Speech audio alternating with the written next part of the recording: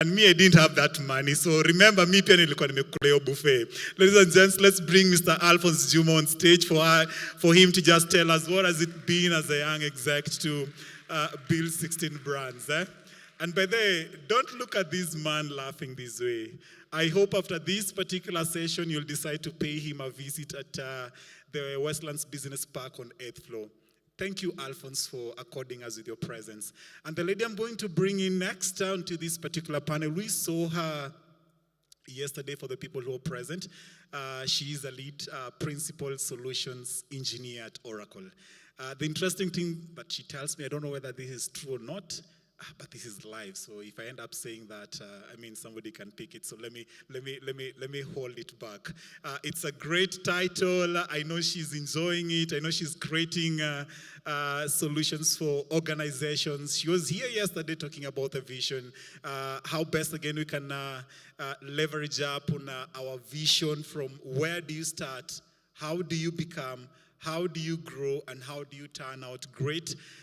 An interesting thing from yesterday, Alphonse, I know you're not present, and also Robin, this lady said how she used to sleep. Pasi, hapo ilikuwa inaitwaje hiyo Catholic Church? So Marion really expressed how she will go to church to pray so that God will grant her a role that will excite her. And before her turn of getting into IBM, she teased us by saying that she used to be paid coins. But the analogy out of it is if her father was not going to be present then when she was starting up her career as an engineer, those coins will not even support her going into work. So here she is, some years later. She holds the title and she enjoys it. Ladies and gentlemen, if you're not there yesterday, let's bring in Marion Karanja, the Principal Solutions Engineer at Oracle. Those claps are not enough for how she's elegantly dressed. Yani, by the time somebody's dressing up for you this way and you're not showing up for this particular event, something must be wrong. Anyway, that's on a lighter note. Okay, let me give this mic. You have yours, Robin. Alphonse, please have yours. Okay, Marion. All right, so everyone has theirs, and I do have mine. So again, when you're privileged to drive these particular conversations at times, I will have a guided script. Then my mind tells me how human-centered can it be. So when I refer to human-centered is for us to have those human conversations that just brings in the element that we started somewhere and we hear. And what I mean by that, when I read Robin's 20 years of experience, Alphonse, 16 brands created, Marion, 7 years, was it 8 years, cascading across those territories. My first generic question across all the entire three of you will be, how did you start? And how was your downtime? And how did this downtime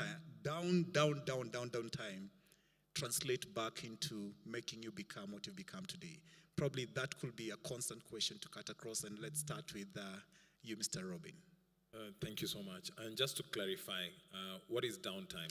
Downtime means how do you deal with struggles? Like on those days whereby you've been at the pitch. Okay. How was it? Okay. And how did you emerge out of that to creating the product that you are right now? Okay. Thank you very much, Calvin. And thank you to the leadership team and All Saints Youth. As you already said, I'm Robin. I'm actually an Anglican. I go to church at Christ Church in Westlands. I've interacted a lot with young people here because I'm the outgoing youth committee chairperson, with the incoming being Reverend Iggy, call him Reverend Ango. But really, for me, if I think about my journey, and I'm excited that I have industry colleagues here, because I can tell you, my industry colleagues know nothing about my background. So I was born in Ngara. Spent the first 14 years of my life in Ngara, which is not far from here. Then my parents decided, since they wanted to own their home, they went and bought and built a place in Githurai, which back then did not have a good reputation at all. And then so I did 14 years in Gara. Then at 14, when I was in class 8, we went to Githurai, and I spent about, before I moved out of my parents' house, I think I moved out at about 24. And then I'd just come out of Egerton. I had been a youth member, a member of the church youth team since just after high school. So before I went into uni, I got into the youth again back in the Anglican church. I've been born and raised as an Anglican, but I remember being very, very active, particularly after Form 4. And then what has triggered this story actually is something you said, Marion said yesterday. I remember just after uni, I left university in April 2000. That sounds like forever. That's why it's exactly 20 and a half years ago. I remember coming out, and one of the things that was very popular when I was leaving uni is people used to buy those brown envelopes. We no longer are buying them 1 or 5. We used to buy them the whole wrapping, like 25 or 50 of them, because that's how you're packaging your CVs. You're going to be taking your CV to that many offices. And I remember feeling very lazy because I had my colleagues in fourth year then were packing up to 50 packages. I had not even packed even once. And I remember coming to Nairobi in April, because when I say coming to Nairobi is because I'm in Iga, that's in Joro. Coming to Nairobi in April 2003, and on my way in the matatu saying, "No God, I've actually been serving you since just after high school, and I've been very prominent, going on youth forums, talking to people, encouraging young people."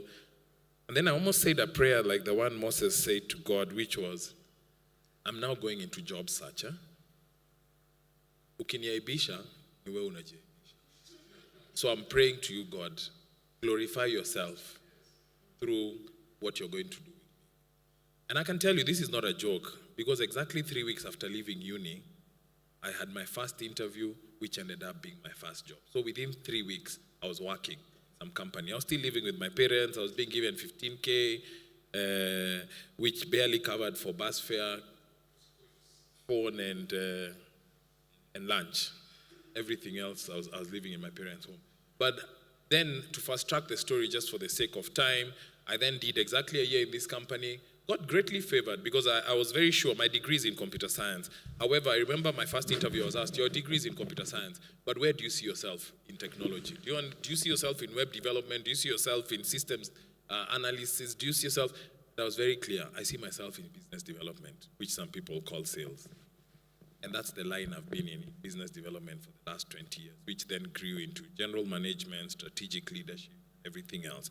And within my first year, I remember 3-4 months into the company, while working with very experienced people, within 4 months, I was already a top performer, which again spoke to God's favor and just the way you keep working hard.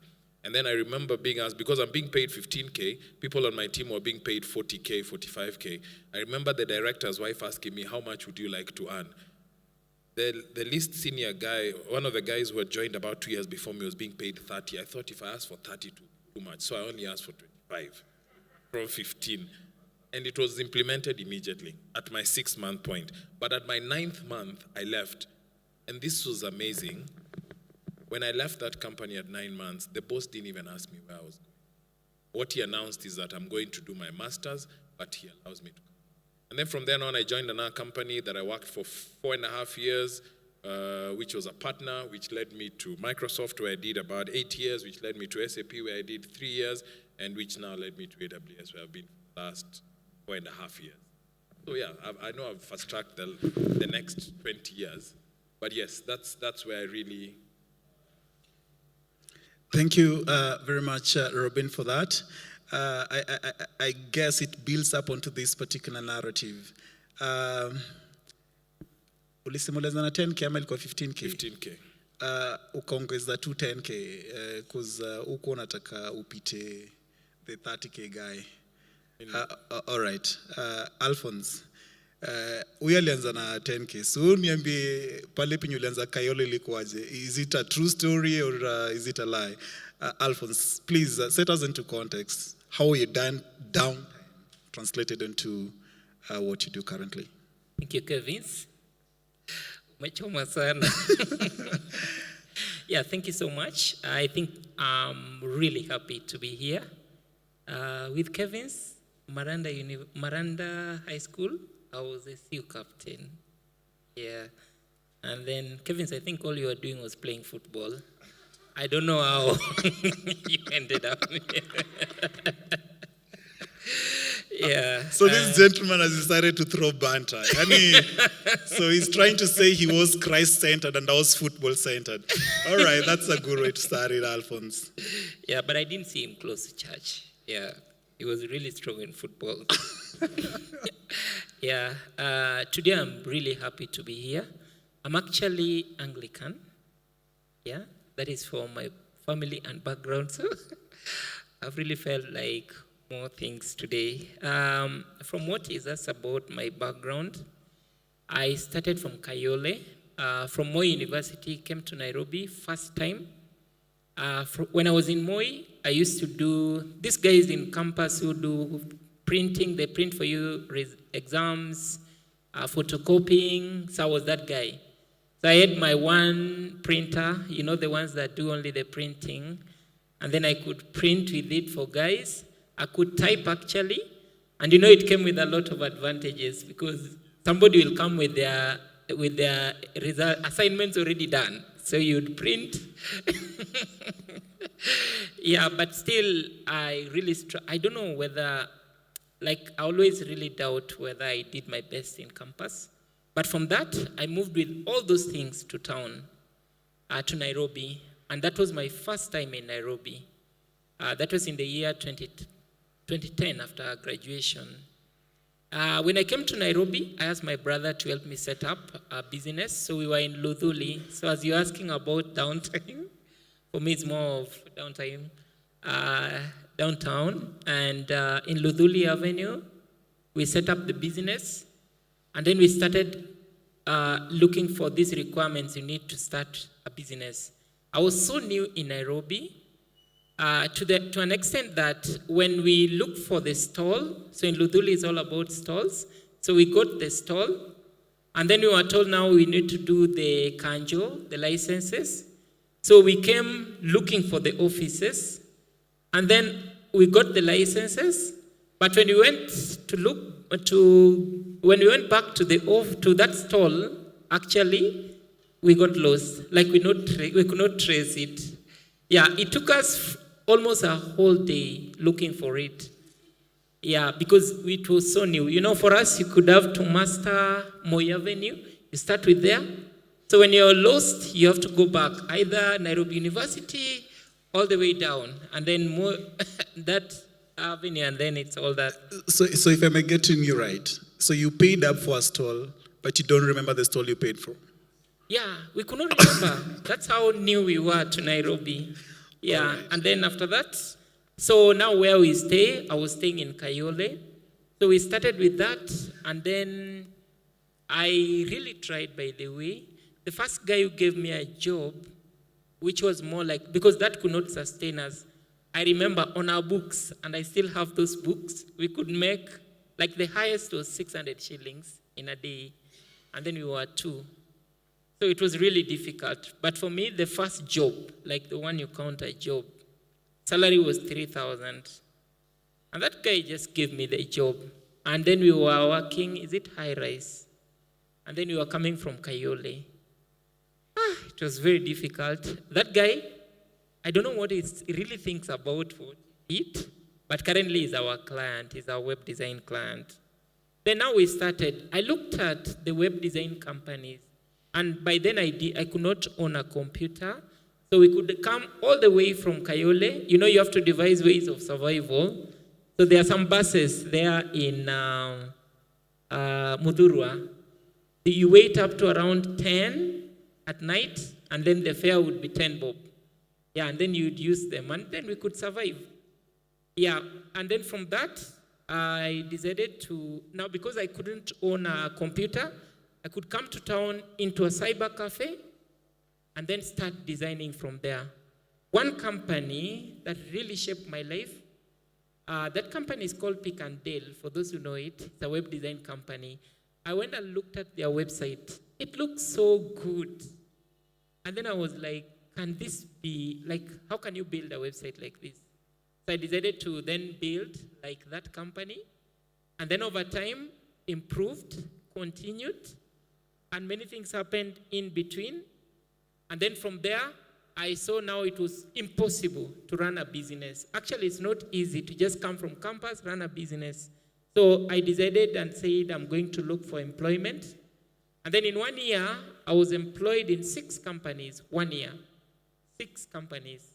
So I could go to one, look for the experience I needed, and then I resigned. Because I had given myself the whole of 2010, I was then to come up with a business.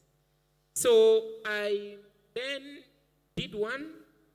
The first one that was 15,000 was A Plus Motors. So they gave me a job. And then I was warned that your manager is earning 15,000. No, my manager was earning 15,000, and then I would be earning 17,000. So I was told, don't tell him. Like, completely don't tell him. Yeah, so I didn't tell him, but I was earning more than him. That company really shaped my life. And then after that, I got a job with AAR. Hey, that was like my best. But it's also a job where I only earned, in 3 months, I only earned 300 shillings. In 3 months. So you can guess which work, which position that was? Sales. You know, it was advertised as business development executive.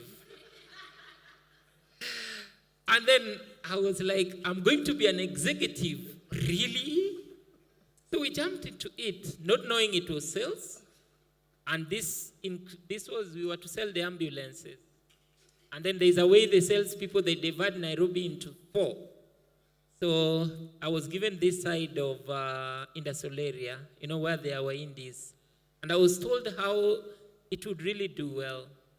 Yeah, so moving from Kayole, walking there, knocking into the doors, telling them about sales, it was just impossible. So we did it for 3 months until one day when we had an event at Jamhuri where there are the horses. And then there, we were given the 300 shillings I'm talking about, and that was meant for lunch for the day. And then from the 300 shillings now, I resigned from there. Yeah. But that business, that company, AAR, till now, I think last week, I had to look for the guy the lady who recruited me into the company. But that is the role that changed me completely. Like, that's worth, like, I could have even paid them a lot of money because of the experience I got from there. If you want to start your own business, like Kevin said, currently I run 14 companies with a total of 41 full-time staff. If I didn't get that job, if I didn't get that experience from AAR, like for me, that's always my best. By the way, they became again my client, and then they asked me to build them. I built them 450 shillings, 450,000, and they paid. So I was like, it's fine, you've already paid me for this work. So from there, I then decided to, after working for 6 companies in 1 year, I registered my domain. So oracom.co.ke, when you check on whois.com, you'll find it number 1. You'll find it registered in 2010. So from there, I then started Oracom, Web Solutions Limited. I had some kind of politics. I didn't know. Maybe I can just share, but I always don't feel very good when other companies, like we have to really use their technology. But then also it's not easy for a small person or a small business to thrive. Like services from Amazon, like you really need. And I'm so happy that companies like this exist. So you really need them because still also you can't scale without them. But you just being an entrepreneur, starting your own is really amazing. I don't know whether it's too early, but I think I want to just share this. I was told Kevin's called yesterday at night, and he was asking whether I'm coming for this. And yesterday I'd gone to, I received a call from the government, first time by the way. And then they told me, Alphonse, are you Alphonse? Yes, I'm Alphonse. So we want you to go to Nyeri. There's a government conference, and you are going to talk about entrepreneurship, and you have to be there. So I was like, government, really? How now? And then I went to Nyeri yesterday very early in the morning. So I had like 2 meetings, this one and then the other one. So when we went to Nyeri, I was just asked to share about that Pearl City, what he was talking about, and the innovation behind it. And then everyone was seated there. And then we talked about it, and then I remembered again I was to try for come and represent on this. I managed. But, guys, just allow me to share this. So it doesn't look very relevant, but I think it can help someone. When I went to that event, we did the event, I gave my speech, and then it ended. So we were asked they were going to release us so that I traveled back to Nairobi. And then they gave us some gifts in the bags and an envelope. Though not brown envelope. But then when I received mine and then started driving out of Nyeri, I decided to just say, let me look at what they put inside. Yeah. And then I realized, I don't know, but maybe it can help someone who is here. But I realized that you can take 30 minutes because my session was 30 minutes. And then in my envelope, they put 50,000 as an appreciation. I told my staff members that I'm resigning. Kume, it looks so good to talk in a government event. Yeah, but I was just comparing that for my staff and for myself, I have to build a website for a whole month or 2 months, and then the client would pay me a given amount.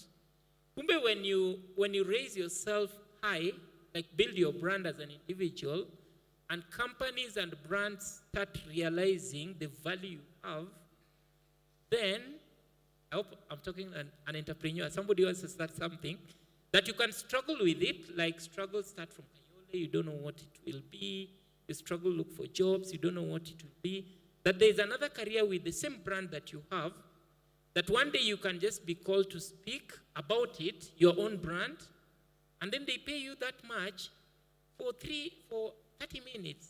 Really? Then it means, therefore, you really have to work on your brand and build it. For me, I told my staff, me now I'm looking for speaking in government events. Thank you.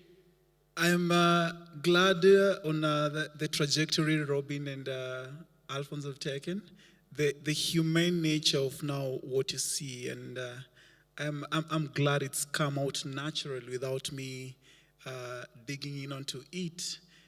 And also remember, for participants being here, I know I'm getting into Marion, is simply because my imagination when this program was being curated, the imagination I had is, how could day one connect to day two? How could those particular stories translate across the panelists? And I have also just felt inspired on this particular stage when I had Robin indicating that Marion's discussion yesterday elicited him to say something. And let me get into Marion, because your context yesterday also has set the tone in terms of so much that what you've discussed today, including now when you're even asking me, Kevins, so what am I going to put as my pointers, because some of them Corazon has dug into. And primarily, that's the connectedness in terms of when you're having conversations. If they turn out to be natural, they will correlate. You told us about your prayer journey. I mean, your testament around prayer, kneeling down and all, right, Marion? You've graced us with your presence again today on this particular panel. Let me ask, what keeps you refreshed? Like, does this knowledge, I know you talked about management, leadership in terms of what you've gone, the books, grit.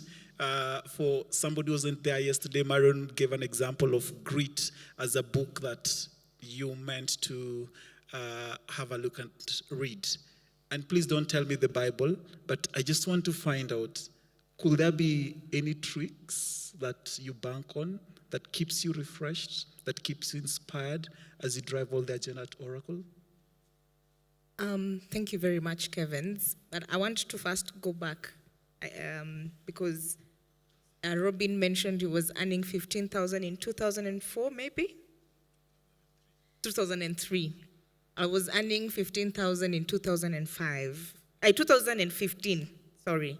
So 11 years, I was still earning what he was earning when he left campus. And those were the coins I was talking about. I'm calling them coins because you can imagine it's over 10 years and that pay grade did not change. And even there was 17,000 here. And that was something you needed to look at and you have to grow from that.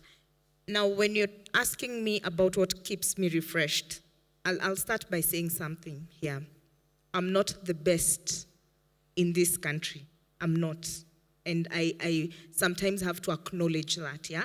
When I'm being human and I'm a human, I have to acknowledge I'm not the best. And this is something my cousin and I talk about a lot. She works for the World Bank. When she was talking about the World Bank, she's my age. We are in our early 30s. She's very senior at the World Bank. I'm in my early 30s. I sit in a position that, of course, would have taken a lot of years of experience. And when I look at where I sit and what I do and what she does, and when we come to have these conversations, we first realize that God is at the center of it all. Yeah? Being able to acknowledge that everyone has this opportunity, but God opened this opportunity and this door for you to walk through it. So that keeps me very refreshed. And also being around like-minded people. When I sat there with Robin, the first thing, we were talking about this, and I asked him, do you know Lenin? I met Lenin when he was in Yali. He was actually given to me as my mentor. But then at that time, I was like, maybe we will connect later. Then when I came into Oracle, he was one of those senior people who were being recognized in a Europe, Middle East, and Africa call. Can you imagine how big that is, yeah? You're seated with colleagues from Europe, Middle East, and Africa, and he's being named in there. And I called him aside and I told him, I want to know, like, how do you get here? And he started mentoring me. He introduced me to something called Personal Board of Directors, whereby you treat your career and your life as if it's a company. How do you do that? You have to acknowledge that, as Corazon has said, there are strategies, there is a business plan. You do that for your life. Every company has a board of directors. Why don't you have your board of directors for your personal life? So I started now getting into that. And that has been quite a journey for me, because now I am at this point where you are approaching people based out of a specific thing.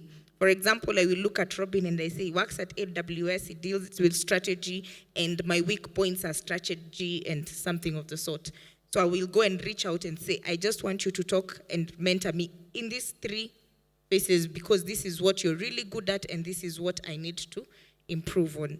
So as even you do that, as I mentioned, Lenin mentored me. He was in EMEA it's this year, but our financial year ends in May. It ends in May. So at the end of May, I was actually on leave and I was enjoying myself somewhere. And then I get an email that was rather unlikely.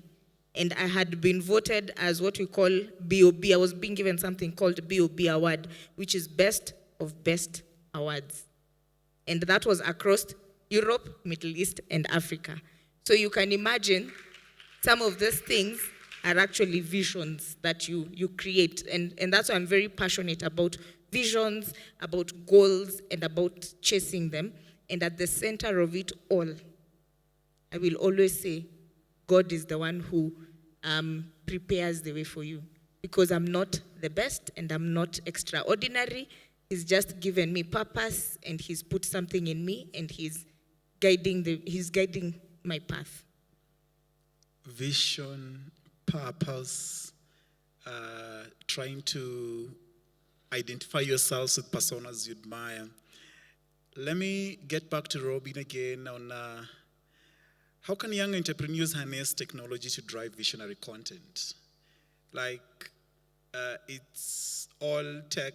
There's the Instagram, there's the TikTok, there's the Snapchats and all.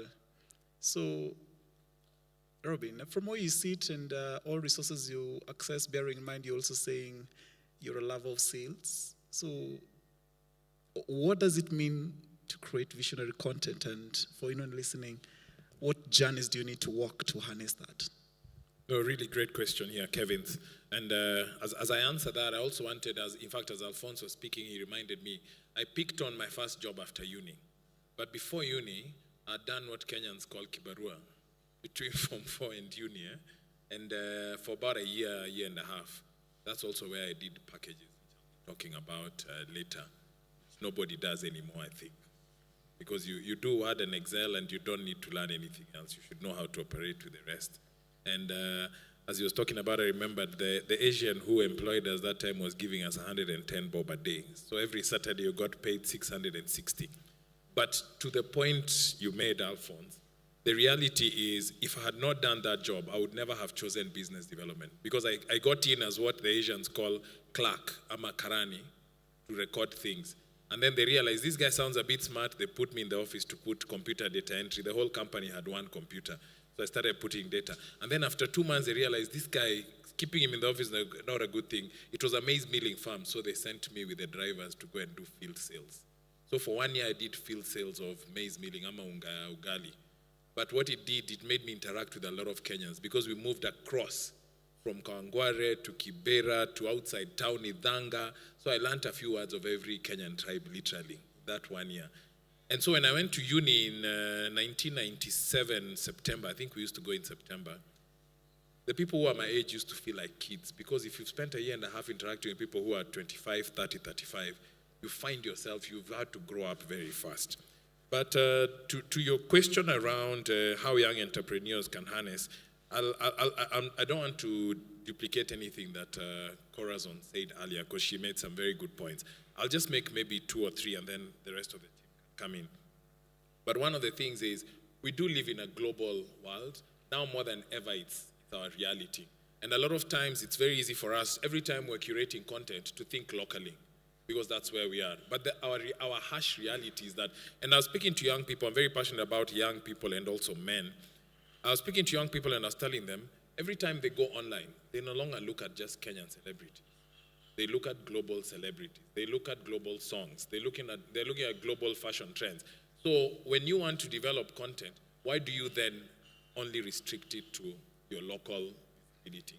So you have to keep remembering, it should have local relevance, but you always have to start with a global mindset. Because if you don't do that, then you find yourself pretty quickly, your content then becomes redundant very, very quickly. So always remember about the global mindset with local relevance. The second thing that it would be my main point across all this is keep learning. I'd written it in my notes, Corazon mentioned it, be a lifelong learner. And there are multiple facets of learning. The one I leverage on deeply, over and above also the online content, is reading. I'm a big fan of reading. And you will find that there is books on pretty much every single topic you want. And when you're a wide and lifelong learner, you find yourself that you're not also then restricted to your mindset. She used the word open-minded. But what happens is that as you read, it starts to challenge your mindset. You know, one of my favorite authors is this guy who wrote a very popular book called Outliers, Malcolm Gladwell. But my most favorite book about him is actually not Outliers. It's David and Goliath. Because he's challenging us to think about advantages as disadvantages and disadvantages as advantages.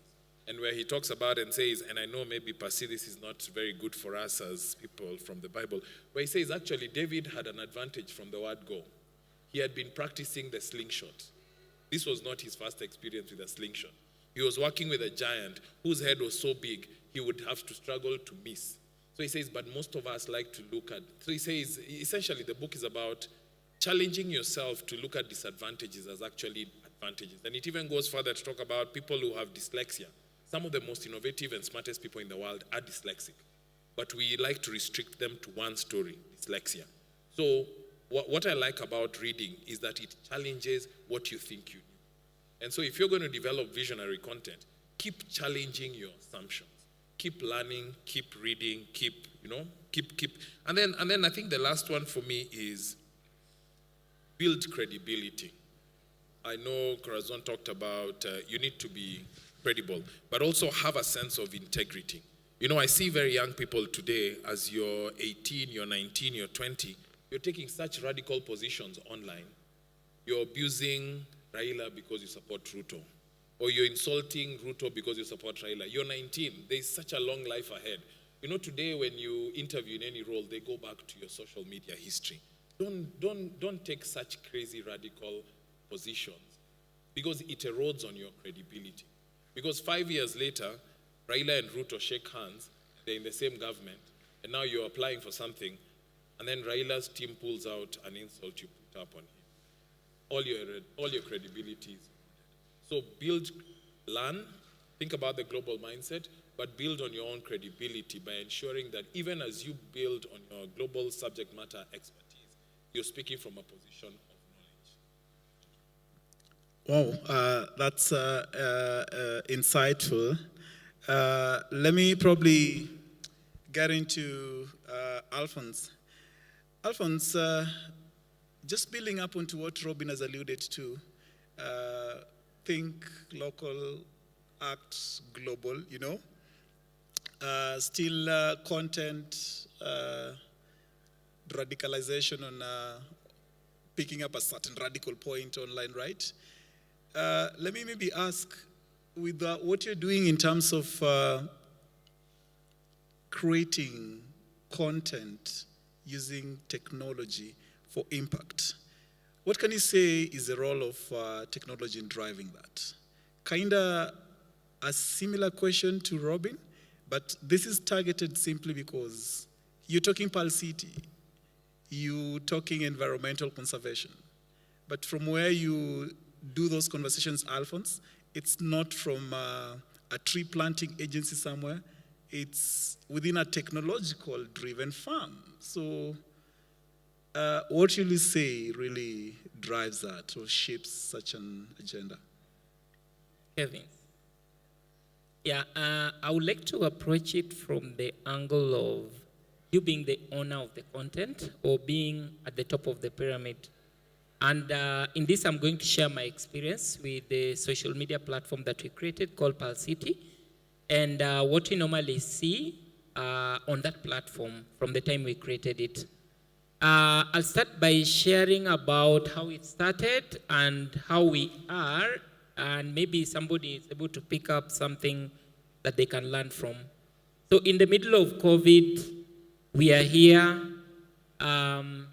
and I think many young people, maybe you have a WhatsApp group that you manage, and you have so many people who borrow into something that you are doing, or you are into entrepreneurship or mentorship, and so you have a WhatsApp group, and you've invited your friends, and they are all in that WhatsApp group. I don't know whether there are people who are like that, like you're into a WhatsApp group that's yours, or is for a friend, and then you guys are to achieve something.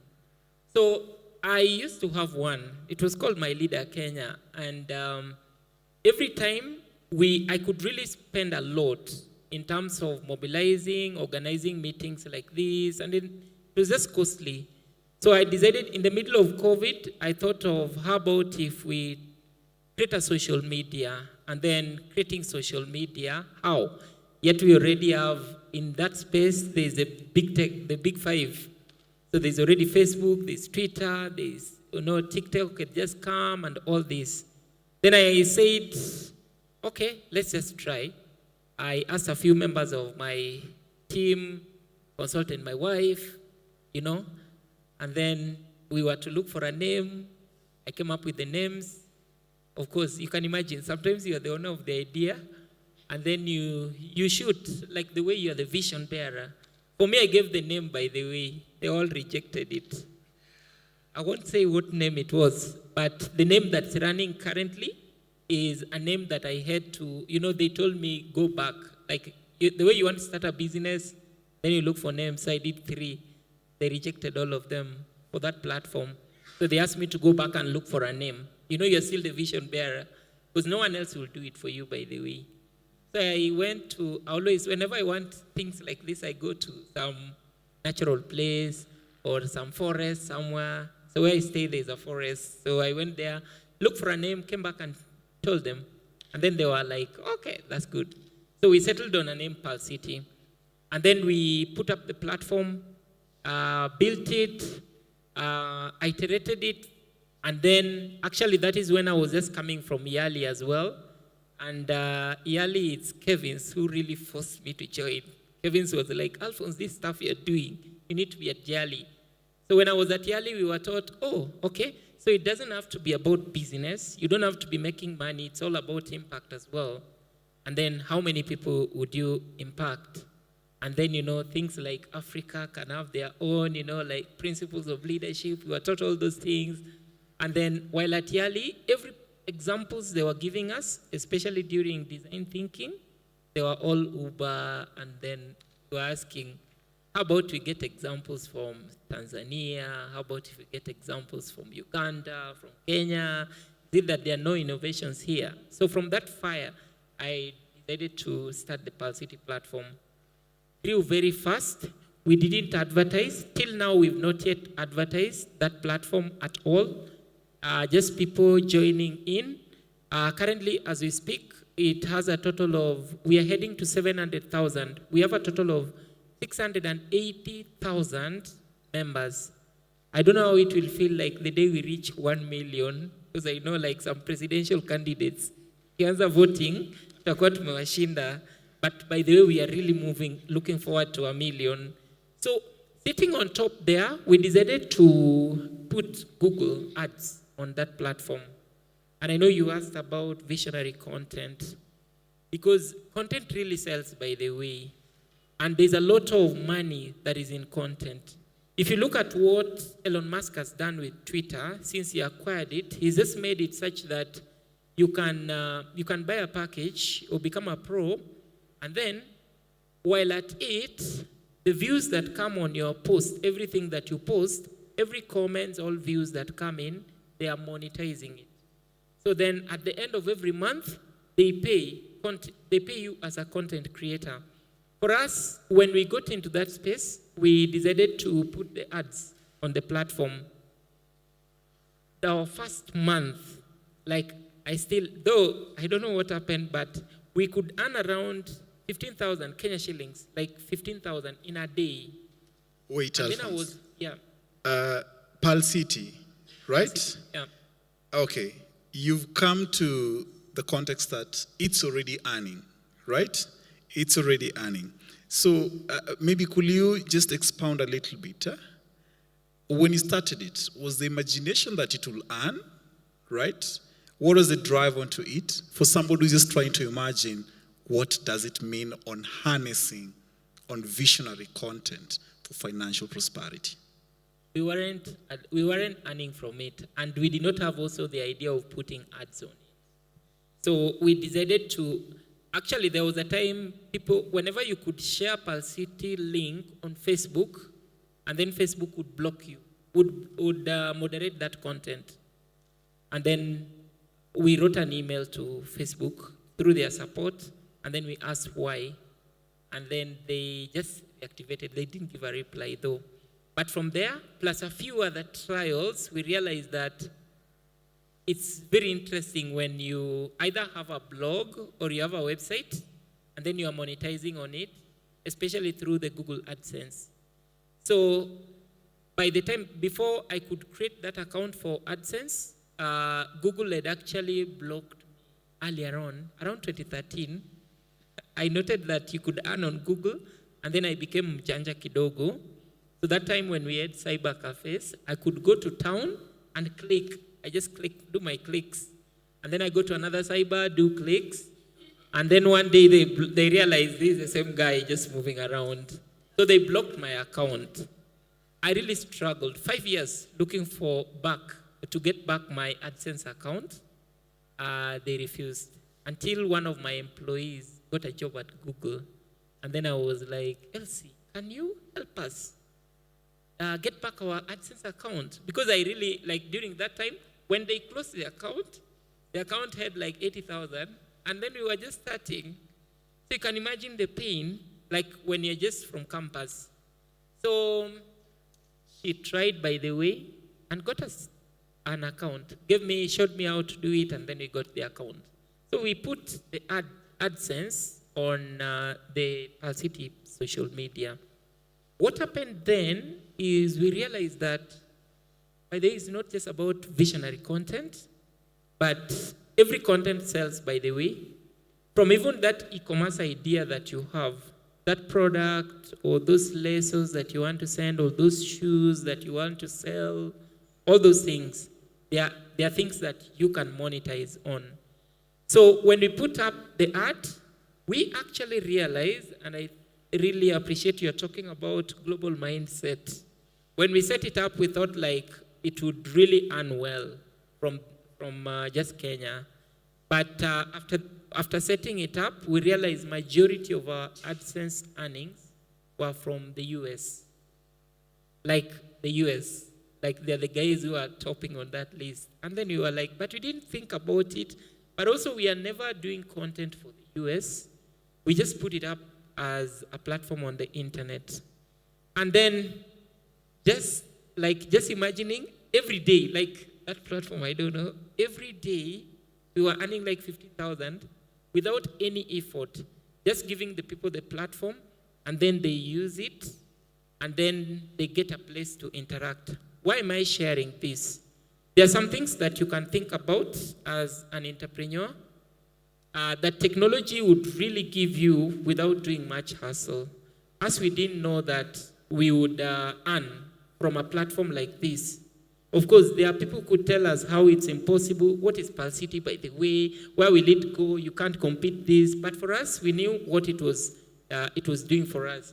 Of course, leveraging on platforms like AWS, like it was hosted there. Yeah. So maybe the other thing also, when we sit on top of that content, currently, as I stand, like. We can easily see the kind of content that people post there, and we can decide what we can do with that content. I think for every person who is here, that kind of you being the person who is the owner of the platform, it may not be the social media platform, but it applies to anything. You know, these days, different people have different brands that they have, or some knowledge that they have over a given industry. If you get a good developer and he helps you to turn it into a blog or into a platform that people would rely on when they want some kind of information, then all you need to do is to monetize it. After monetizing, if you're good in making sure that they can rank on the internet, then that's it. You just continue writing, put it up there, it will be ranking whenever people are searching, and then there you are. You can be able to really get the best out of technology. Lastly, I think there's a very big opportunity as well on cybersecurity, artificial intelligence. Maybe we'll be able to talk about them as well, but I feel there's a very big opportunity on those two technologies. Why? Because they are not yet even exploited to the end. Like something to do with cybersecurity. Recently, we saw government websites were down. By the way, it created a very big opportunity for tech guys. Because what does it mean? Now, when you go to a government office, they can factor in what you're saying because they have already experienced it. So those fields are really huge, and they can also help us as well as people who are in the ministry. Thank you, Alphonse. Opportunity areas for learning cybersecurity, artificial intelligence. Probably that could be a good cue for Marion to plug in when it comes to what are these skills, what are the knowledge resources that any person aspiring to be like you, any person aspiring to get into business like Alphonse or executive positions like Robin, what are the resource areas that somebody could put focus on?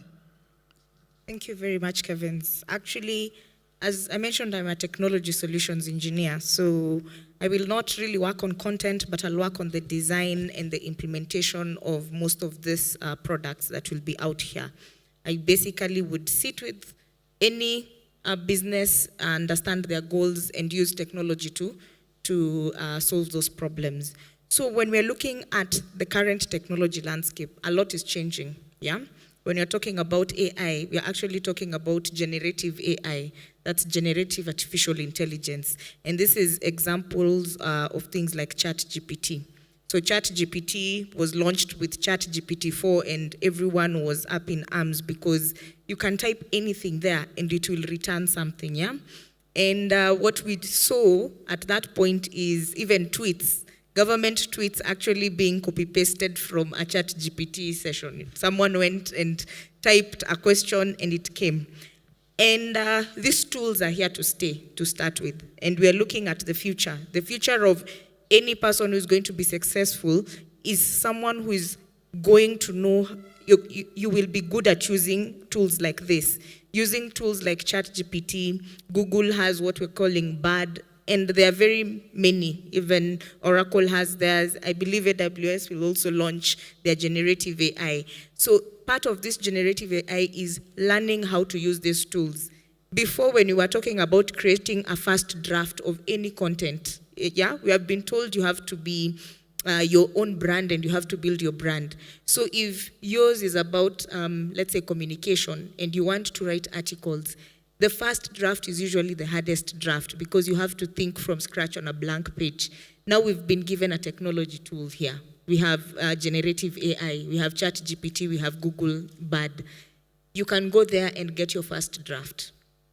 That first draft enables you now to better the type of content that you can have. So now we are not in the business of going through 1,000 Google articles, you know, as you are trying to come up with your thinking or trying to think through. You can get something and you can start from that. So we need to start making use of things like generative AI. I like how Alphonse has talked about when something is being searched, you will appear among the top, yeah? That is what you're calling search engine optimization. Something very simple whereby you need to know how to make your website or to make your content appear the first.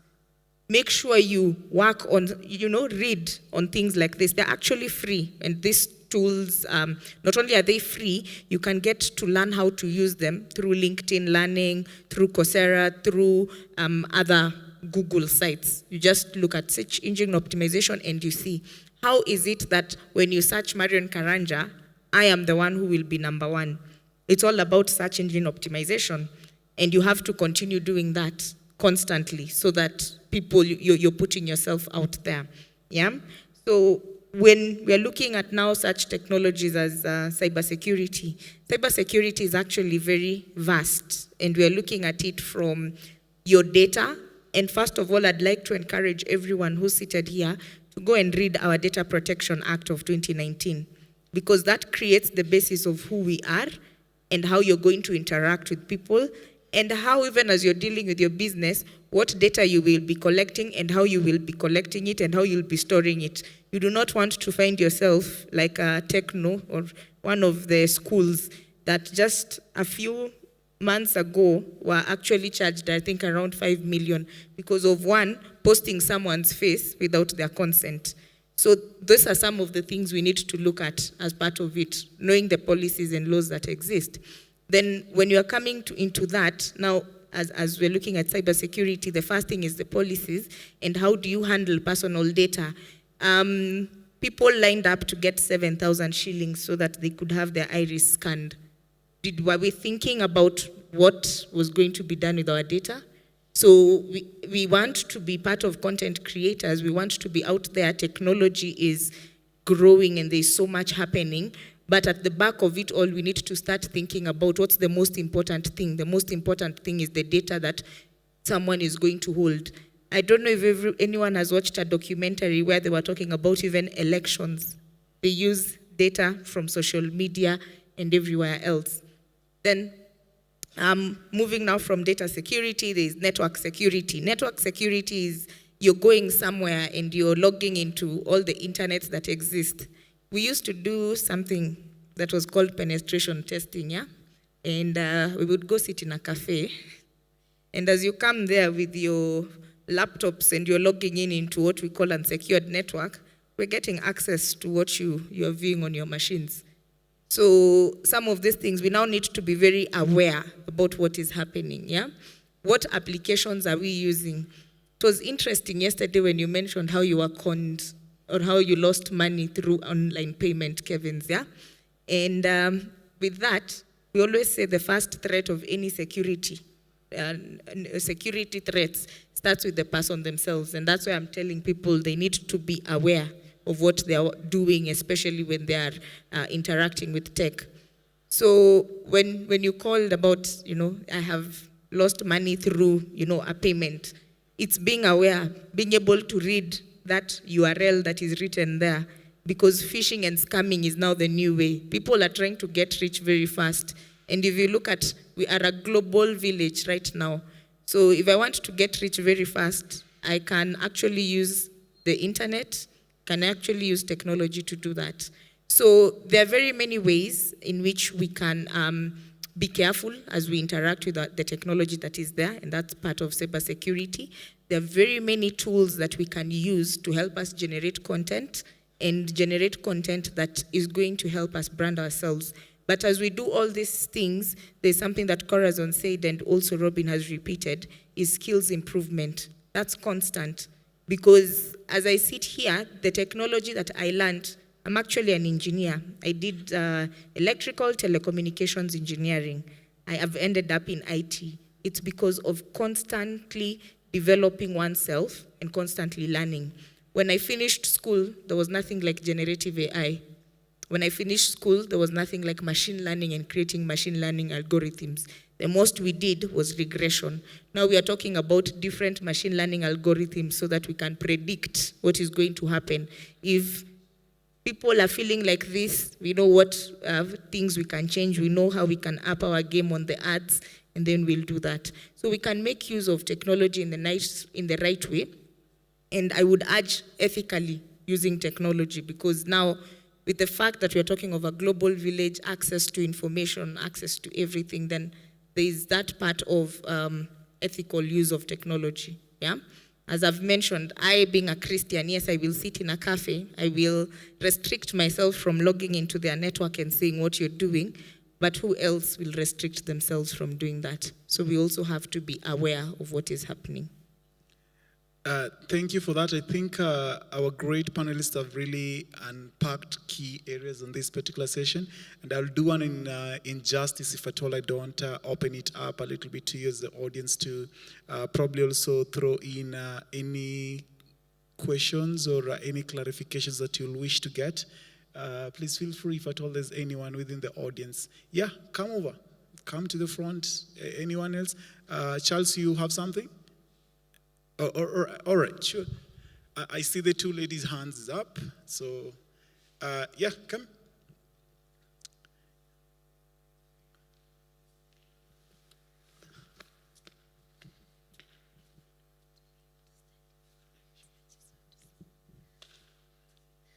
Okay, so I have a few questions. So the 3 questions to be precise. So one of the questions goes to Alphonse. So you've talked about YALI. So I just request that you expand on what YALI is all about, and also the qualifications of joining YALI, and then also, yeah, just expound on YALI. And then also, you've spoken about URL and being able to know, to like find out if it's the right URL. So how will someone know like if a link is fishy or something? Then now the third question, this one anyone can answer. So let's assume you're you're starting out, okay, maybe the kind of thing you're doing is not really work. It's not the kind of work that you get paid on a monthly basis. It's basically maybe in sales, or maybe it's a business. And of course, any business or any enterprise that someone is starting out, not all of them you will just start making money outright from the beginning and all that. But that doesn't rule out the fact that you have responsibilities and you have to pay bills here and there. And most especially if you're the kind of a person who you're kind of proud. You just don't want to go around asking everyone for money. Like, that puts you in a place that you feel very uncomfortable.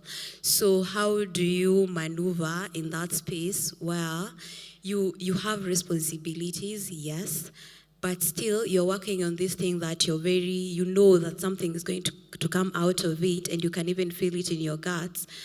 But of course, now you have to do some side hustles, But again, you don't want these side hustles to, people really to know that, you're doing these side hustles. Like, you don't want, let's say, your main clients to also know or rather relate with these side hustles that you have to do just to survive. So how do you maneuver in that space?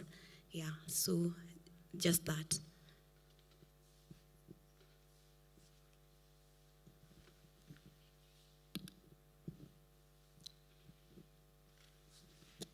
Hello, I'm Diana. So I have like 4 or 5 questions or so. So maybe I think we can have it a little bit conversational. So I think maybe I can start with Robin. So my first question, when you're building a personal, when you're building a personal brand, right? Content is very, very essential for such. And at the same time, you need to remain relevant and also pose as a thought leader to the target audience that you're creating the content for. So sometimes you opt for curating content from other people who are like you or who've been there before you. So my question is, how do you get to know that this kind of content that I'm curating will be evergreen? For example, like when the data protection thing was happening, so many people came out here, especially in my field, to talk about data protection, and people are doing that, but very few people were offering solutions to what to do. So if I am building my personal brand as a digital marketer and to tell people about data privacy, how am I able to curate content that will still remain relevant after a very long time? Okay, and then now my second question to Alphonse.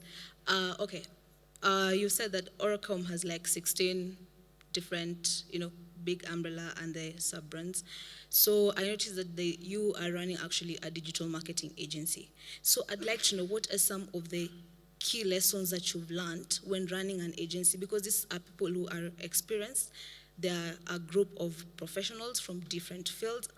What are some of the lessons that at least you've been able to pick up from the market when running the agency side of Oracom? And then my third question, this is to Marion. You spoke about AI, which is the new thing, and all that is happening right now. So being as part of a social media marketer, when AI launched, especially ChatGPT, so it was very, very hard to convince some people that this is the way to go. Especially there was some kind of negative sentiment before people really got to know what GPT-4 does and other AI structures like DALL-E for graphic designers and the rest. So you've mentioned you find yourself going out to clients and getting to understand their goals so that you can be able to, see what tools are best for them and leverage that for their business. So I'd like to know, how do you convince people, especially people who have this negative sentiment about AI really, because right now we're even going to quantum computing, and there are still people who are, I don't want to say lagging behind, but we really need to string them along, because when it comes to, when they come to you for advice or for consultancy, and you tell them, guys, ChatGPT 4 is going to help you create copy. And someone is saying, no, I want to hire 10 copywriters. You're giving them this advice for their own good, but at the same time, it's really hard to remove that negative sentiment from these people. So I'd kindly expound on that. Thank you. Is there any other person who wants to? There's the two gentlemen, the one in a white shirt, and there's one at the back. As I'm walking towards them, someone has just whispered to me to ask Alphonse, how do people get to subscribe to Pearl City? And is it on Play Store? Is it on App Store?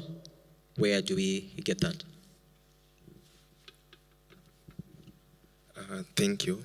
My question, I think anyone will answer, or all. At what point did you identify the path in your career that you wanted to follow? As in, you will find that maybe you're doing a career that is so huge, it's wide. At what point did you realize that, did you identify that I want to do this and this path, or follow this path? Because you'll find that some people will tell you, oh, go for money, other go for passion. All right, those the gentleman in a white shirt. This side, Charles.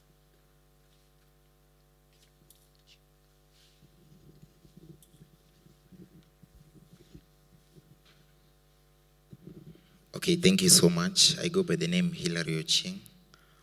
Number one, what are the challenges basically both of you are facing in terms of when you talk of network, digital marketing, network marketing, all sorts of them? And also right now we are going into a technology, so you are just arguing with some great gentlemen back here about technology, whereby you are saying in the next 10 years, 10% of those who are working, the 10% of total population in Kenya will be the one working, because there is something called the so-called artificial intelligence, the robots. They'll be taking over and working. What can you say about it? And more will come later. Thank you so much. All right. Okay, so let's take great. I love the fact that you've asked questions. So let's probably take up that as the last. Or is there any other burning? Because we need to wrap it up for the sake of our panelists to leave. Any? Okay, so I hope you'll keep it brief. So let's give this gentleman, then we'll go at the back. Okay. Hello everyone. I just wanted to just ask just two questions kwa haraka haraka.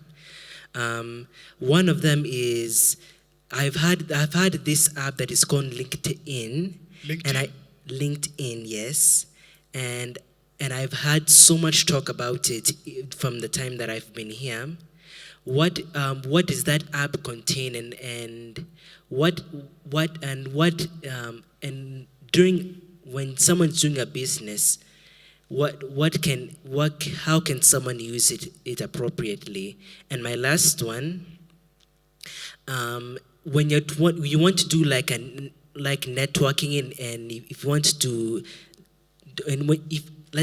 let's say if you want to start networking and linkages with any other business, if you want to start small, where is the starting point? Thank you. All right, and the last one, yeah, that's you. Thank you very much. My side is just an inquiry.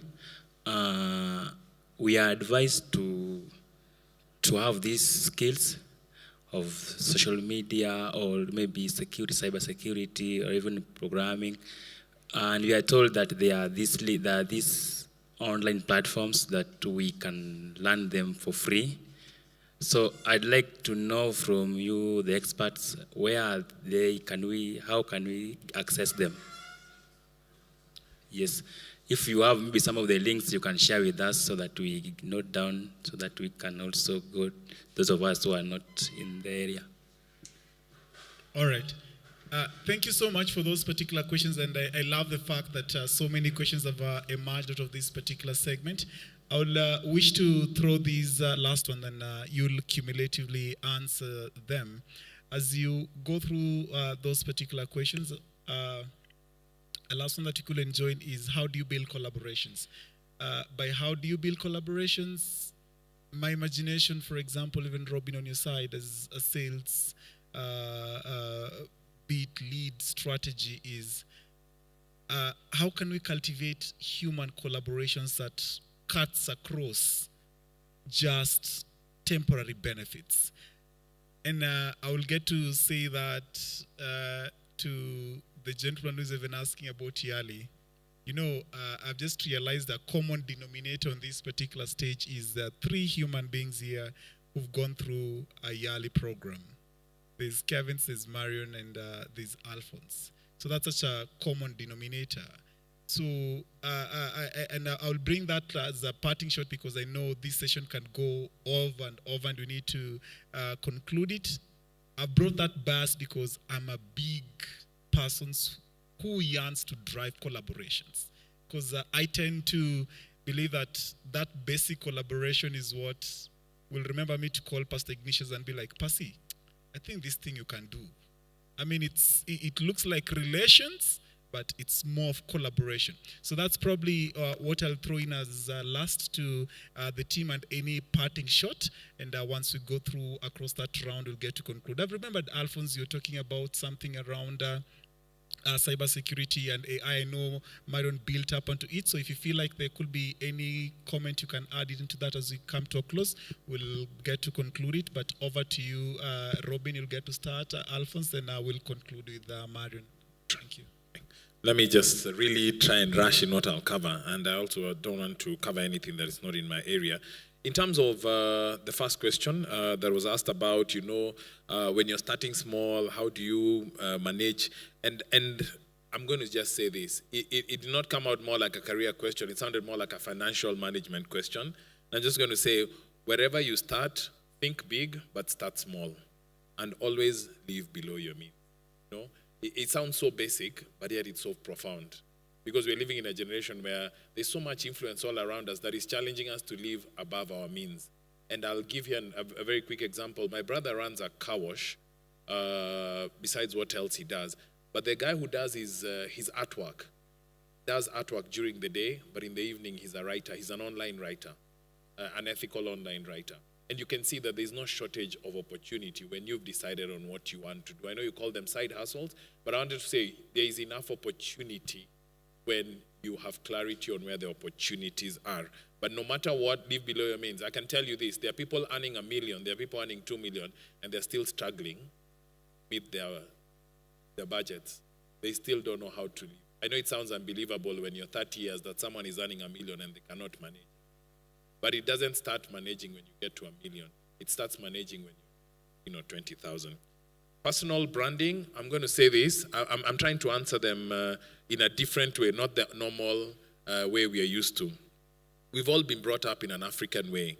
And in the African method of upbringing, I like what Bishop Oscar likes to say. And the African upbringing is a shaming culture. Every time someone does something, you hear people saying, hey, huyu anawezaje fanya hivyo mbele ya watu? It's a naturally shaming culture. And so it's very unnatural if you want to create a personal brand. I'm not saying go out there and keep telling everyone on every site what you do, but it's unnatural because the way we were brought up is when you're a good child, you sit in the house, when guests come in, you remain quiet 100% of the time. It's not the new world. If you remain quiet 100% of the time, no one knows what you're doing. You have to be intentional about letting people know what you or your company do. So whether it's content, I like the question where how do you know whether it's the relevant content? Sometimes you don't, and that's the reality of our world. When you've been experienced enough, you will know what is right. But if you're doing the right thing, there are times when you don't know what is right. And that is then when it comes to, again, coming to African upbringing, I don't know about you, but African parents were very unforgiving when you made a mistake. So we are not brought up in a culture that celebrates mistakes. And therefore, we learn to celebrate mistakes as we grow up.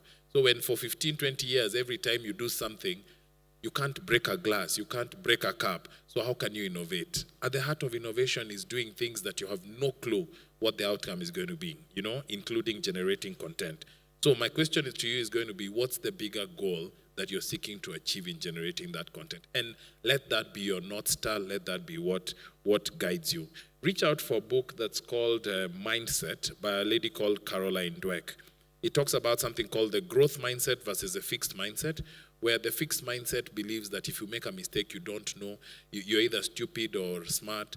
But the growth mindset believes that you can continuously improve your skills, your level of intelligence, and actually you celebrate mistakes as a way to mastery. Then on career path, the question was, at what point did you realize this is your path? It's funny, it's a very interesting question because I don't think you ever realized that this is fully the path. I can tell you, when I was choosing my university degree, my parents wanted me to do medicine. And had I chosen it, I would have done it. But I didn't want, medicine felt very boring for me. And then I also kept saying, I like my life. I want to have some free time, so I don't want to be a doctor. I chose computer science. And at that time, it sounded like I knew what I wanted. Many years down the line, I still have to keep asking myself this question almost every year.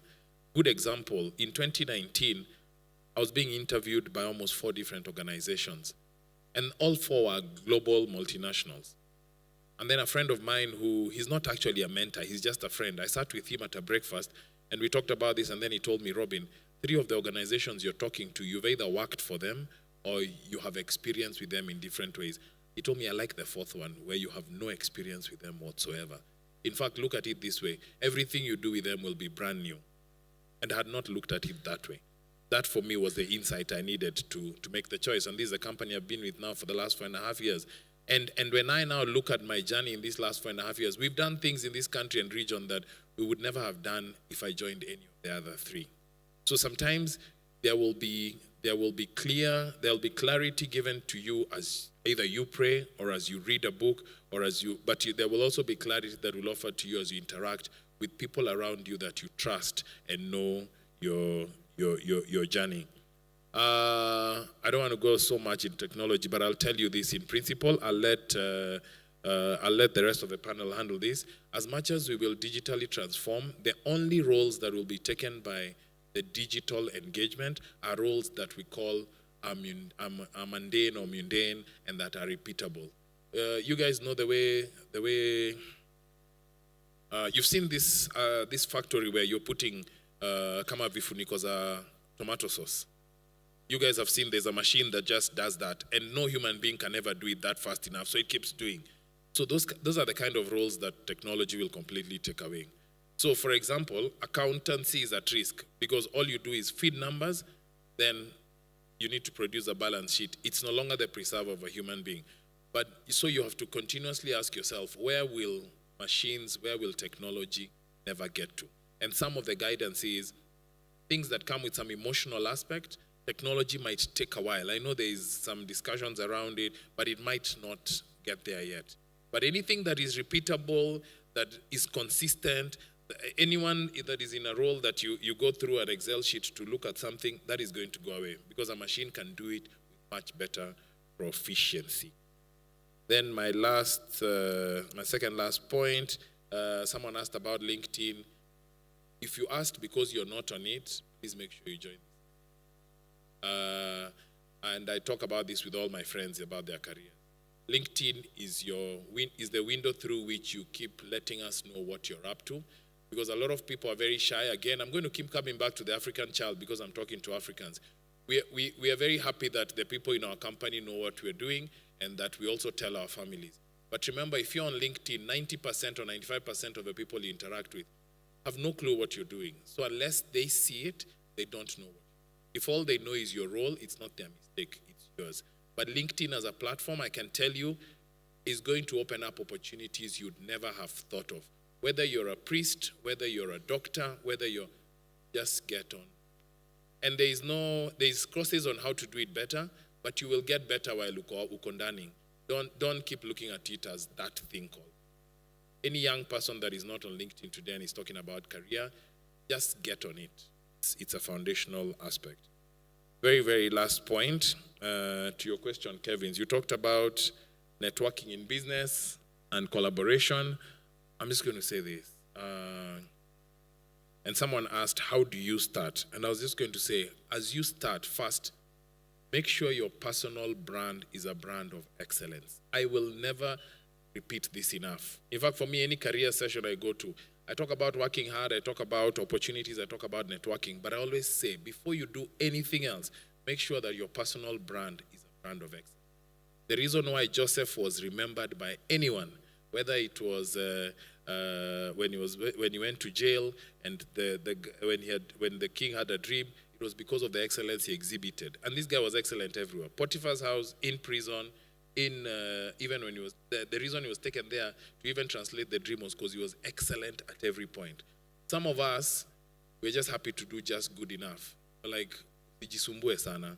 I can tell you for free, if your attitude is sijisumbue sana, you will keep asking why no one wants to network with you. By the way, Kevins, there are people who will remember you 5 years after you worked with them because of your personal brand of excellence. And so you want to establish a brand of excellence no matter, whether it is in church, whether it is at your workplace. I can tell you, right now I'm being asked, I've been approached to join a board, and the person that is asking me to join this board is a Kenyan bank. The person approaching me to join this board found me at a fundraiser in church. And I spoke for less than 4 minutes. But they came and told me, I want to get your number. Now they want me to join their bank. So, sometimes you come to church with that nini attitude. Church ainanga standards high. Trust me. There is always a platform for you to demonstrate your excellence. And then there is this scripture that talks, it's Proverbs 22:29. They say, do you see a skilled man? He shall serve before kings and not before men of low rank. That is so foundationally true. Before you even network, before you talk to people, before you are there going to join LinkedIn, make sure that your brand is a brand of professional and personal. God bless you. Thank you, Robin. Alphonse. You, Kevin. I'll begin with the first one, yearly and qualifications. I'll dedicate that to you because there's a way Kevin talks about yearly. Yeah, so, and then knowing the right URL. When you are visiting any website, websites are designed by what we call domains. So you need to make sure that you are checking on the right domain. Because what somebody can do is they can build the same KCB website, like they make it exactly the same. They can repeat and then make it exactly. So if you don't check the URL, then you may think you are still logging into your bank account on KCB. And then once you key in your username and your password and submit, you've already given them your details. So it's always good that you check that you're dealing with the right domain name.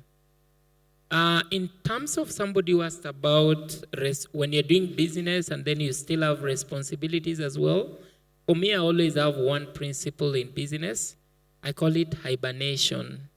Hibernation is, for me, though my principles are a little bit awkward, but hibernation means when you want to start running your business, you need to consider everything less important, but that business and yourself. Why? Because you need yourself when you're running a business. There are people who, they take a lot of time with business. They don't have time for themselves. They don't have time for family. And then at the end of it, the business can be thriving, but you're not there. Yeah, because the business has already consumed a lot of your time. What I did when you were starting Oracle Web Solutions is the first thing I did, I resigned, by the way. And then when you resign, for me, there are things that family would say. For me, the word that went round home was that I resigned, and then I went to kutengeneza radio. Because when he said you are building a website, so where I come from, they don't really get it that you're building a website. What is, those aunties that always try to get meaning and then translate it. So it was not possible. But what I did is I hibernated. it means if there are friends, if there are parties, if there are things you can keep off, try and keep them off. You can catch up with them later. So for me, what I did is I went to Kilelesho, by the way, from Kayole. Somebody was living in a servant quarter house in Kilelesho. So he was living, and then I told him, I can pick it up. You know the ones that you go and then the person leaves, he doesn't communicate to the landlord, and then you are the next one. I don't know what it's called. So I took up that house in Kilelesho.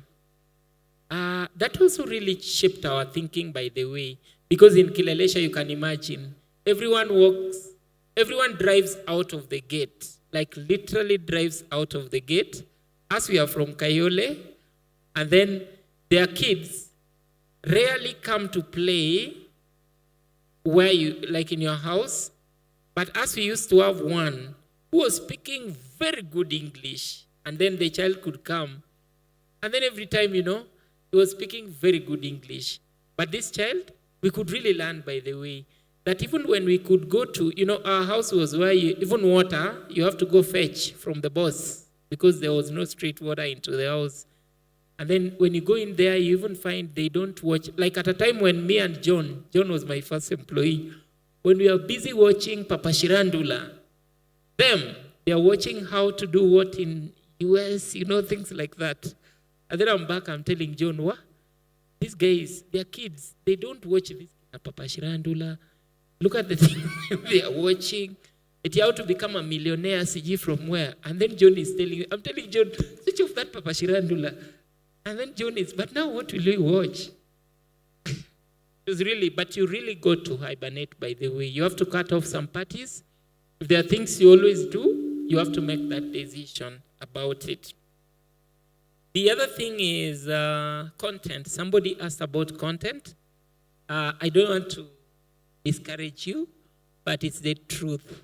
That if you start doing today a blog about financial success, all these things that are hard stuff, no one will be visiting your website. So you really need to see how to make content that sells. You can research about it, but there are content that you just do once. You're somewhere, and then you're the first person. You can imagine, like Raila is at, you remember that party with the King Charles? You're the first person to publish that, and then they are saying, okay, so Raila ako State House, and then Gachagua ako happy, things like that. You write that, and then you're the first person to do it, and then guys are Googling, and then it's your website. There's a website we did about, there's a blog we did about the most handsome man. It was from Mexico, the article, but you're among the first people to do it. That content earned us a lot of money for a person we didn't know. So you really need to know the content that sells and be among the first people to do that content. Somebody asked about lessons of running an agency. To correct you, it's 14 companies, it's not 15. We designed to build one company per year from 2010. So this year, we are actually one company ahead. And they are up to there. We are not building anymore. But, hey, I'm a person under stress, a lot of stress. Recently, we had some guys from the US, through the USAID. They came to the company. They wanted to understand how is it really possible to run 14 companies, because the books will teach you that it's good you do one thing and you do it perfectly well. See, that's true. And even like you have to do, like we are going against the odds. So they came, we explained to them, and then they were like, oh, but we see they're just running with their own teams. Okay, so it's possible? They were not convinced. The other day, somebody who I really look more like my mentor, he's built one of the best domain and hosting companies. And he's really, I won't mention the name of the domain, but he sold that domain to a South African company. And then he told me, Alphonse, you are running 14 companies, you need to sell. You need to do one thing and do it perfectly well. I asked him, what? So you want me to sell? Sell what in this case? If I sell, I have to sell all the 14 and remain with one, 13 and remain with one. And then he said, well, if you want to move on faster, he gave me books to read. And there are very many books that would favor that. Yeah. So running an agency, especially the one that we have, has a lot of there are so many disadvantages. No, there are so many challenges that come with it. And by the way, unless you have those challenges, you can't grow your business. Kevin's here always. I think I'm the only stubborn boy. He really tries to grow, because at times, like for example, I remember when we were going for one of the stations interview with Kevin's. Kevin's came with us. Can you remember the station? That was at towards Boma Hotel. So in short, this gentleman is trying to say he's hired up my services, despite the fact that that he's older than me. He's hired up my services. That must have been KTN with Ben. No, not KTN. G-Money Homeboys. No. NTV. No. I don't remember. There are multiple of them. Boma Hotel, and then there's a Boma Hotel. That's Standard Media Group, right? No. At what is it called? Maybe the one for. Say that again, probably I'll remember. Which location, Mombasa Road? Towards Kenya Bureau. Remembered, for Kenya Red Cross? Yes, Kenya Red Cross. That's Switch TV. Switch TV, correct. Get it. Switch TV. And then Kevin's, by the way, he really does it well.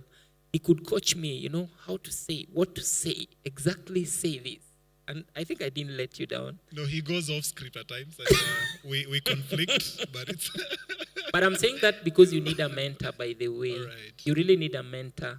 You really need somebody, especially in communications. I'm so happy you also look like a communications person. But these guys really need to help you as an entrepreneur. There are places where they go, especially like now her role, that everything has to be measured, because you're given even a few minutes and you have to address people, and then you have to deliver the content within that particular time. So it's really important. And having a mentor as well in running your business. Somebody asked about Pearl City and how to subscribe. Pearl City is a gospel that is not yet fully out, but very soon, we are very sure it will be the next big conversation. Pearl City, to join, it's all free. You just go to pearlcity.com. You can also find it on Play Store. Pearl City is the social media platform that rewards your time online. We created it because we felt from the content that people generate, they really need to be paid for it.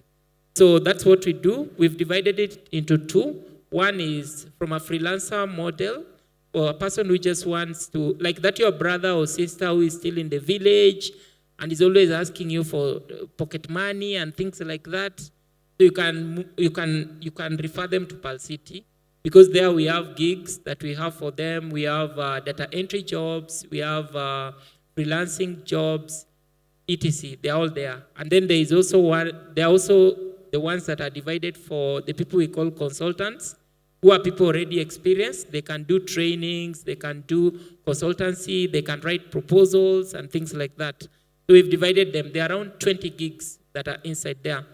The beautiful thing about Pearl City, which is an idea that came from the people from USAID, is they felt very good because from Pearl City we built a circle, which is we are trying to solve that issue of guarantors. It's always a very big thing in circles. So we've made it such that people pool, just like you do carpooling, like Uber. So when I want some money, I would just go post it there.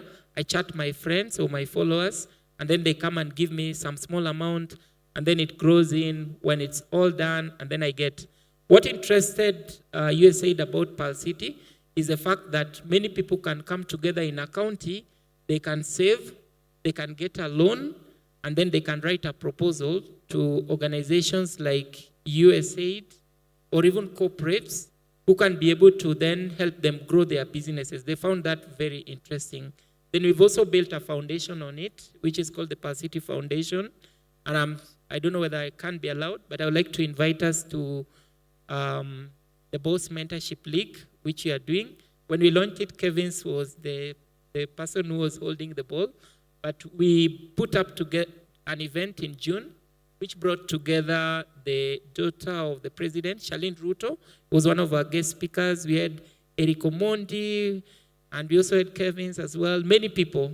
And then from the conversations that were there, from the VIP room, most of those top CEOs felt that they don't do much in terms of mentorship.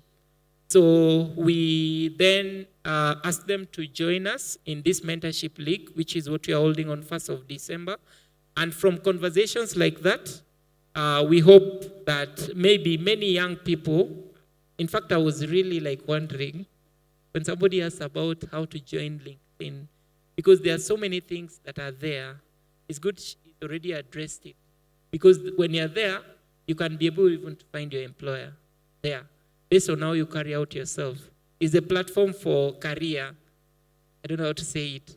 Yeah, but it's good we have this conversation because there are many, many other opportunities that are there from freelancing. Those who are into digital marketing or photography or video production or content creation. There are so many companies that have freelancing opportunities. You can simply go to those particular websites and then you get gigs, you do them, and then you're good to go. Career path, I think that would be my last one. When it comes to entrepreneurship, by the way, it can be very difficult for you to know whether it's the right thing whether you're doing the right thing that you like. Like, for example, myself, I want to be like deep inside, I want to be a journalist. Yeah, I've wanted to be a journalist, but I'm not yet in that line. But you find that now technology brings all that together, okay? So it's always very good, by the way, that you do what you like and what makes you happy. Why? Many people will tell you to start your own company. Many people will tell you to resign, actually, and then start your own company. Immediately you resign, you find that running a company is even more difficult than where you're working. So I think it's always good that you really take care and do exactly what you feel fits in your life goals. Thank you. The lady saved for last, Marion. Yeah, I'll take the few questions remaining. The first one was the AI question, whereby people do not. It's hard to convince people about new technologies. Yeah. So first of all, there's always a misconception, and the first thing we do is to try and understand why they are not accepting the new technologies. Just taking a step back to try and understand. It must be a past experience. For example, Kevin's here cannot pay online again or use his card online again. Why is that, and where are they coming from? Because once you start understanding their concerns, that's the only way you learn how to communicate, to try and navigate the challenges that are currently there. Of course, with new technologies and emerging technologies, it's going to take time. And as much as we're trying to communicate this, we need to communicate it in a way that is understandable, in a way that it is easier for them to understand what something like ChatGPT is, how the information is being curated, like taking them through a mini crash course of what you're introducing to them. Sometimes showing them is even better, yeah, than trying to explain to them what this would do.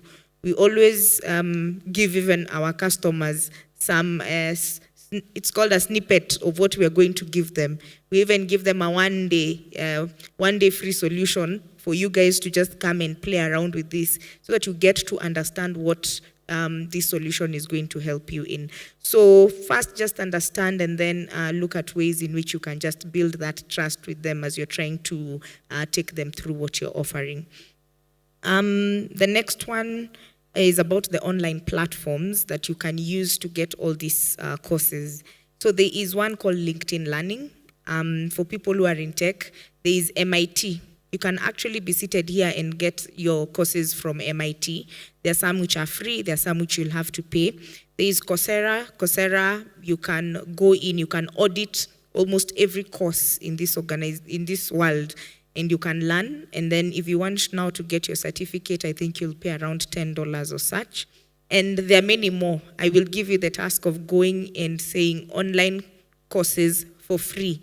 If you want a data science course, just go in and say data science courses online for free, and you'll be able to get that.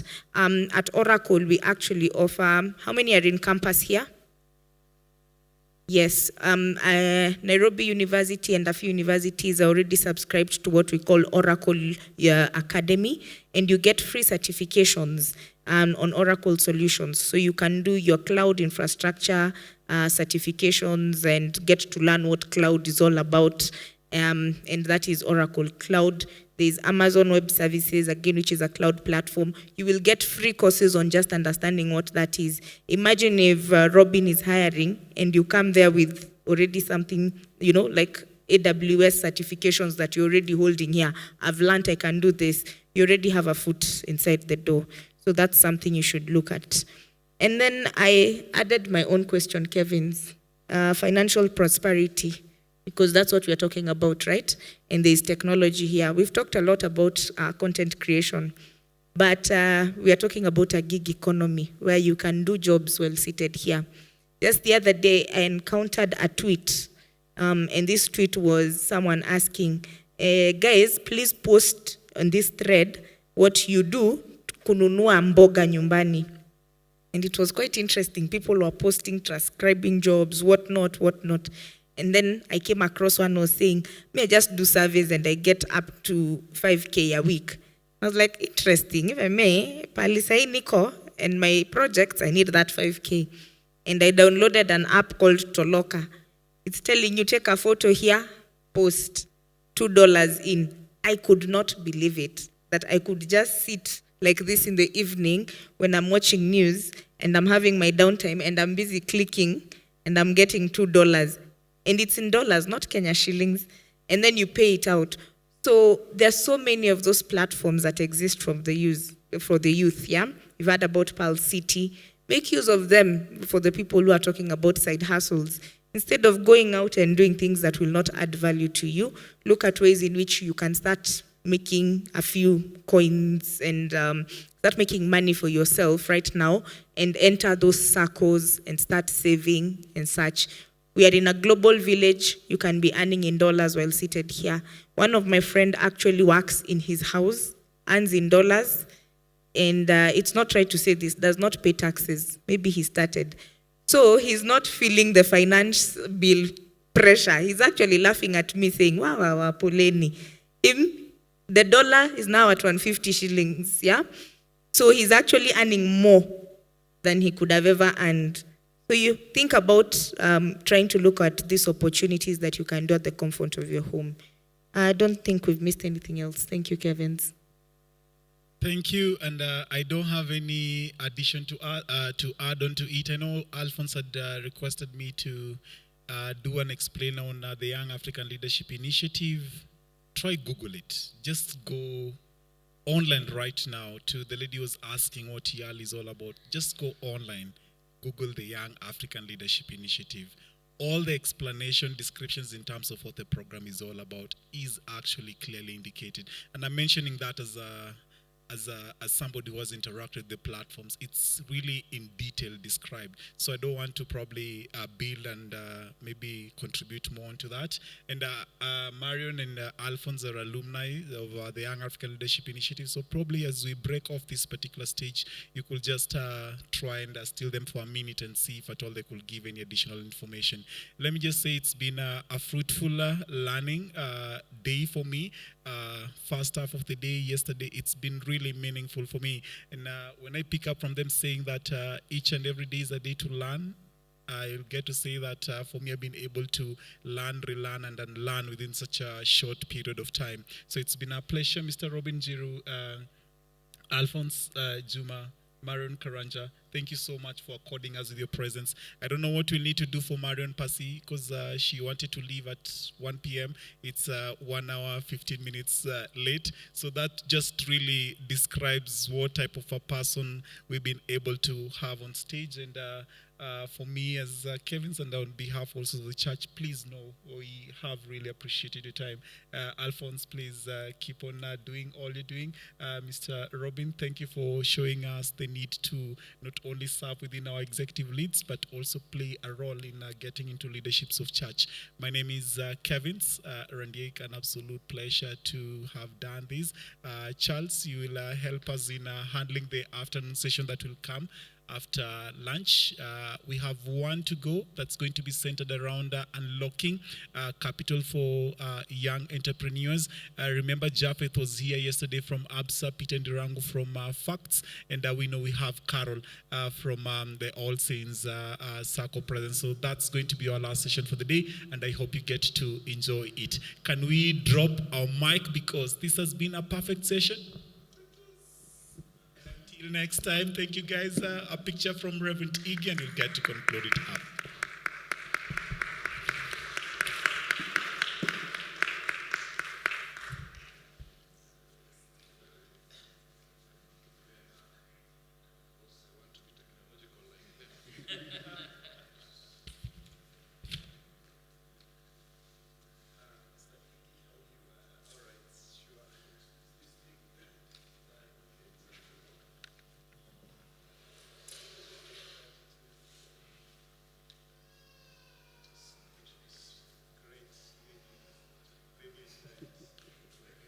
Migrating.